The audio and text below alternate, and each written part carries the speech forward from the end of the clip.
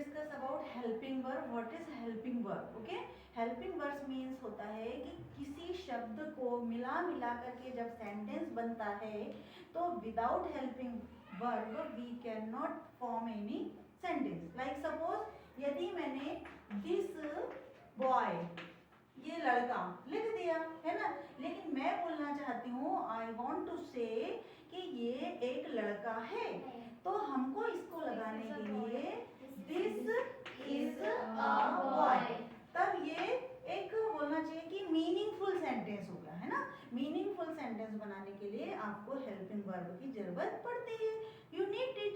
Okay, तो ये कितने प्रकार की होती है, how much time, how many types of, please see here. So first of all present helping verb, present में कौन कौन सी हम यूज करते हैं, then after was were करते हैं, past के लिए करते हैं और future के लिए भी करते हैं. तो सबसे पहले अपन प्रेजेंट की हेल्पिंग वर्ब पढ़ेंगे, उसको हम अफर्मेटिव भी पढ़ेंगे और उसका निगेटिव भी पढ़ेंगे, है ना. तो सबसे फर्स्ट ऑफ ऑल प्रेजेंट में क्या हो जाएगा, इज, एम एंड आर, है ना. यहाँ पे है, हूँ, ये मीनिंग निकल जाता है ना, है हूँ और है ना, ये मीनिंग निकल जाता है. यदि talk about negative form, so is not, am not and are not. Okay बेटा, see. But talk about present tense, whenever we talk about any types of possession, जब किसी अधिकार की बात होती है कि ये मेरे पास है, ये उसके पास है, ये तुम्हारे पास हो, तो that time we use helping verb have and has. Have and has. Suppose तुम्हारे इतने भाई बहन हैं, मेरे इतने भाई बहन हैं, इस मोबाइल में कुछ है, इस मोबाइल में ऐप है, मेरे पर्स में कुछ है ना. तो ऐसी कंडीशन में हम हैव और एस का यूज करते हैं. तो जब अधिकार की बात होती है, जब होता है पास की बात होती है, भाई बहन की बात होती है, और में है का जहाँ सेंस निकलता है वहां पे हम हैव और हैज का यूज करते हैं. तो वही वाली बात कि सिंगुलर में हम हैज का यूज करेंगे और प्लूरल में हम हैव का करेंगे. कुछ समय बाद हम जब एग्जाम्पल देंगे तब उसमें हम समझाएंगे, है ना. सपोज एक एग्जाम्पल ले लें, यहाँ पे आई हैव 2 पेन्स, है ना. लेकिन अगर निगेटिव बनाना है तो हम हैव नॉट करेंगे और यहाँ पे तो डू नॉट हैव, क्या लगा, डज नॉट हैव लगाएंगे. यहाँ पे क्या लगाएंगे हम, डज नॉट हैव. यहाँ पे डू नॉट हैव लगाएंगे, डू नॉट हैव लगा लेंगे और यहाँ पे अपन डज नॉट हैव लगा लेंगे. Because singular form we use has, so that is called helping verb of present tense, present form, है ना. प्रेजेंट में जो भी हेल्पिंग वर्ब यूज करेंगे हम is, am, are and have और has. Okay, yeah, now understood beta? Yes. Getting my point? Okay, now another size, may I erase it? Yes, ma'am. Yes. And then after, now we will go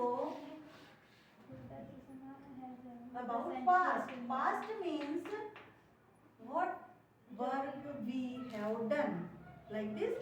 या फिर कह सकते हैं कि जो बीत चुका है, नो मैटर 1 मिनट पहले या 1 घंटे पहले या 1 महीने पहले, ये आपको नहीं देखना है.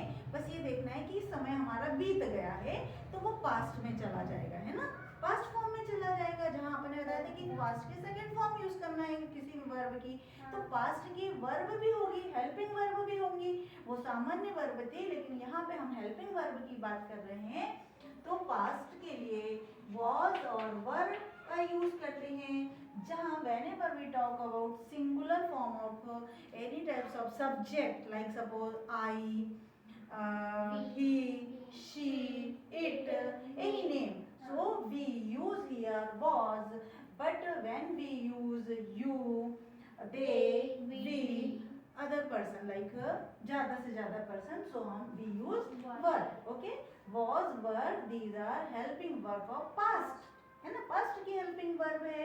Suppose I was there, there, मैं वहाँ थी. You were there, तुम वहाँ थे. She was there, वो वहाँ थी. He was there, they were there, we were there, it was there. Like this. But whenever we talk about possession condition, okay, कि क्या चीज हमारे पास थी, so that time we use had. have की past form had हो गई, है ना, have और has के लिए. लेकिन यहाँ पे एक छोटा सा चेंज है कि हम have और has के साथ में एक ही past लेते हैं, had. सपोज had, है ना, यहाँ पर था और थे के लिए आ गया था सेंस, है ना. और यहाँ पे बात आएगा had मतलब पास था, भाई बहन थे, में था.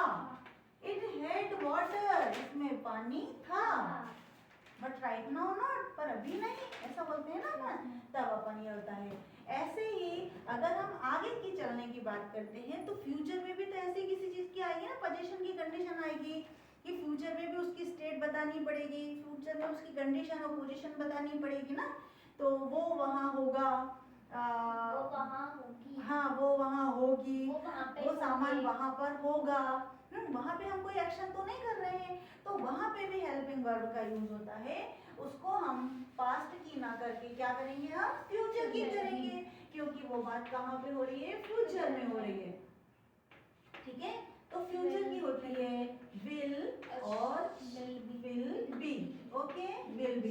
तो इसको हम वर्ब में ले लेंगे, विल बी यहाँ पे ले लेंगे, जहाँ पे हमारा सेंस आएगा होगा, होगी, होंगे. ये लिए जब सेंस आएगा, हाँ इसमें शैल भी लगता है ना. एक सेकंड, शैल भी लगता था बेटा, बट अभी एडवांस स्ट्रक्चर में शैल को केवल मॉडल वर्ब में यूज करते हैं. अदरवाइज पहले हम आई और वी के साथ में क्या यूज करते थे, शैल यूज करते थे. ग्रामेटिकली बिल्कुल सही है, बट अभी आई और वी और दे और सबके साथ में हम क्या यूज करते हैं, विल यूज कर लेते हैं ना. बट यहाँ पे अपन तो बात कर रहे हैं कि हम किसी की स्टेट बता रहे हैं, किसी की पोजीशन बता रहे हैं, तो वहाँ पे सेंस क्या आ रहा है, होगा, होंगी और होंगे, है ना. तब हम इसको लेते हैं, विल बी से लेते हैं. ठीक है, तो कैसे बोलेंगे, आई विल बी देयर, मैं वहाँ होंगी. I will be there next time, मैं अगले समय में वहाँ पे होंगी. बोलते हैं ना पर, तो होंगी, होंगे. ठीक है, तो यहाँ पे ऐसी बात आती है. अब यदि वहीं पे अगर हम फ्यूचर में पोजीशन की कंडीशन की बात करेंगे कि मेरे पास होगा, आई रिपीट माई सेंटेंस, मेरे पास होगा, फ्यूचर में होगा ना, अभी नहीं है ना. आई विल हैव मोबाइल, है ना, तो विल हैव, पास होगा, क्या होगा, पास होगा, भाई बहन होंगे,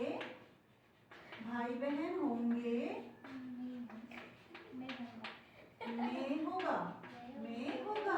suppose I will have a mobile next year, अगले साल मेरे पास मोबाइल होगा. I will have a car next year, I will have a lot of money by next year, अगले साल तक, है ना. ये होगा ना, अपन ऐसे बोलेंगे तो हम उसको बोलेंगे कि विल हैव. हाँ, we will have 2 brothers next year, अगले साल हम क्या होंगे, 2 भाई हो जाएंगे. ठीक है, ऐसा हो सकता है. फिर हम बोलेंगे it will have I think some water, इसमें कुछ पानी होगा शायद, है ना, ऐसे बोलेंगे ना, it will have water, little bit water, इसमें होगा. कब होगा, नेक्स्ट फ्यूचर में, है ना. अभी इस समय के थोड़ी देर बाद भी हो सकता है, 1 महीने बाद भी हो सकता है, 4 साल बाद भी हो सकता है ना. आई विल हैव और न्यू ड्रेस, मेरे पास एक न्यू ड्रेस होगी, है ना. तो इस प्रकार से ये सारी की सारी हेल्पिंग वर्ब कहलाती हैं. These are helping verb. So do you know this content clear, getting all things. अगर is, am, are, was, were, will, be, simple, past and future, these are helping verb. And simultaneously have, has, had, will have, these are helping verb in possession condition. So now talk about different types of, like verb के साथ भी हम इसको जब use करते हैं तो भी ये हेल्पिंग वर्ब कहलाएगी। सिंपल हम पोजीशन की कंडीशन में और कंडीशन किसी पोजीशन की जगह पे, किसी स्टेट ऑफ बीइंग की जगह पे हम इसको यूज करेंगे तो भी ये हेल्पिंग वर्ब ही कहलाएगी, क्योंकि ये क्या करती है, किसी सेंटेंस को फॉर्म करने में आपकी मदद कर रहा है। ठीक है ना, यहाँ तक ये क्लियर हो गया? Okay, getting my points? All clear? Okay, so may I erase it?